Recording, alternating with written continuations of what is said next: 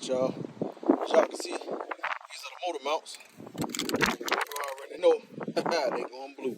I was gonna go them yellow, man, but I decided not to because the motor is temporarily yellow, so I'm gonna fade it with blue. Oh, to use these original truck motor mounts, you have to grind this piece down because it's a big lump, so it won't let it sit flush to the brackets that's on the motor. So, you know, just scuff them up a little bit and time to paint them, y'all.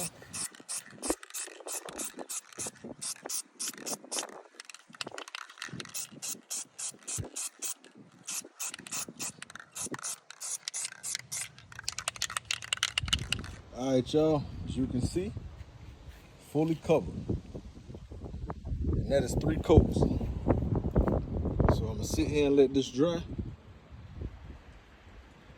Then I'm gonna install them on the motor. And then after that, the motor is going in the truck, baby. There they go, there they go.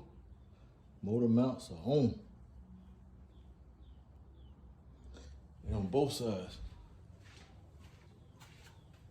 So now, you know, only thing left is to drop the motor in.